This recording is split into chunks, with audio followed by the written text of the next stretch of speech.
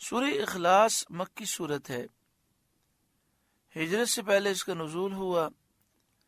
قرآن پاک کی ترتیب کے اعتبار سے اس کا نمبر 112 ہے۔ قرآن پاک نازل ہونے کے اعتبار سے اس کا نمبر 22 ہے۔ اس میں 4 آیتیں ہیں اور 1 رکوع ہے۔ جمہور کے نزدیک یہ سورہ مبارکہ مکی ہے۔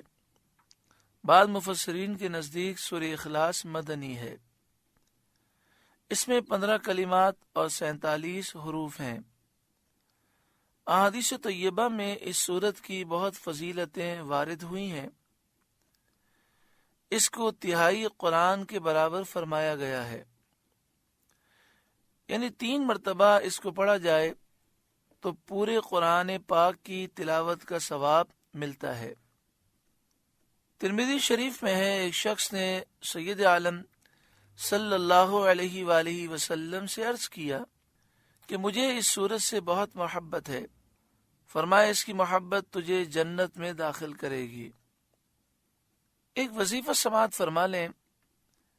نبی اکرم صلی اللہ علیہ وآلہ وسلم کی عادت کریمہ کہ آپ روزانہ سونے سے پہلے سورہ اخلاص، سورہ فلق اور سورہ ناس کی تلاوت فرماتے، اپنے ہاتھوں پر دم فرماتے، جسم کے اگلے حصے پر پہلے پھیرتے، پھر جسم کے پچھلے حصے پر، پھر دوبارہ سورہ اخلاص، سورہ فلق، سورہ ناس کی تلاوت کرتے، اور پھر ہاتھوں میں دم کر کے اسی طرح پورے جسم پر ہاتھ پھیرتے۔ یہ عمل آپ صلی اللہ علیہ وآلہ وسلم 3 مرتبہ کرتے۔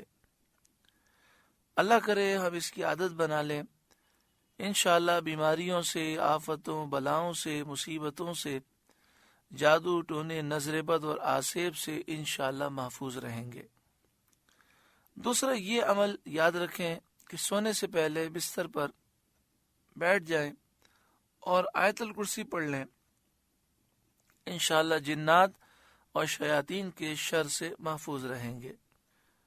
اعلی حضرت امام اہل سنت امام احمد رضا علیہ الرحمہ نے یہ ارشاد فرمایا کہ سونے سے پہلے وظائف پڑھیں، اور آخری وظیفہ یہ ہو کہ سورہ کافرون پڑھ لیں، پھر اگر کوئی اور وظیفہ پڑھیں یا کوئی بات کر لیں، پھر دوبارہ سورہ کافرون پڑھ لیں، یعنی آخری کلام سورہ کافرون ہو سونے سے پہلے، تو انشاءاللہ تعالی خاتمہ ایمان پر نصیب ہوگا۔ بسم اللہ الرحمن الرحیم، اللہ کے نام سے شروع جو نہایت مہربان رحم والا۔ قل، اے محبوب آپ فرمائیے، هو اللہ احد، وہ اللہ ہے، وہ ایک ہے۔ اس سورہ مبارکہ کا شان نزول یہ ہے کہ کفار عرب نے سید عالم صلی اللہ علیہ وآلہ وسلم سے اللہ رب العزت کے متعلق طرح طرح کے سوال کیے۔ کوئی کہتا تھا کہ اللہ کا نسب کیا ہے، کوئی کہتا تھا کہ وہ سونے کا ہے یا چاندی کا ہے یا لوہے کا ہے یا لکڑی کا ہے، کس چیز کا ہے۔ کسی نے کہا وہ کیا کھاتا ہے، کیا پیتا ہے۔ ربوبیت، رب ہونا، اس کو کس سے ورثے میں، جائیداد میں ملا ہے، ربوبیت اس نے کس سے ورثے میں پائی، اور اس کے مرنے کے بعد اس کا کون وارث ہوگا۔ اس کے جواب میں اللہ تعالیٰ نے یہ سورت نازل فرمائی اور اپنے ذات و صفات کا بیان فرما کر معرفت کی راہ واضح کی۔ اس سورہ مبارکہ کے ذریعے اللہ کی معرفت حاصل ہوتی ہے، اور جاہلانہ خیالات اور جاہلانہ وہم کی تاریکیوں کو، اندھیریوں کو، جن میں وہ لوگ گرفتار تھے، اپنی ذات و صفات کے انوار کے بیان سے مزمحل کر دیا، ختم کر دیا۔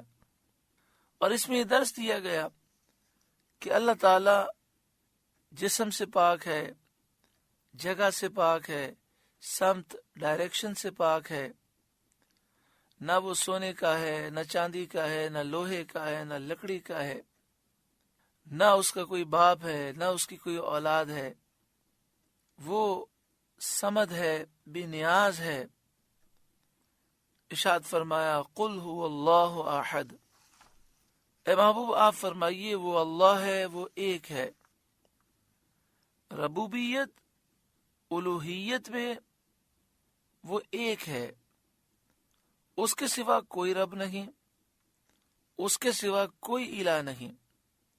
अजमत और कमाल की सिफात के साथ मौसूफ है, उसकी तमाम सिफतें अजीम हैं, कमाल कामिल हैं।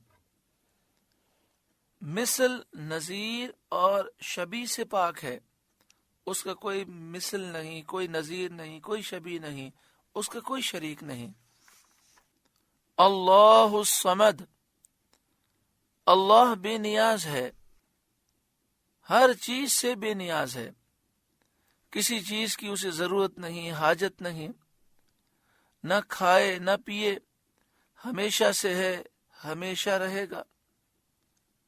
लम यलिद, न उसकी कोई औलाद, क्योंकि कोई उसका मुजानिस नहीं, कोई उसका हमजिन्स नहीं, कोई उसकी मिसल नहीं।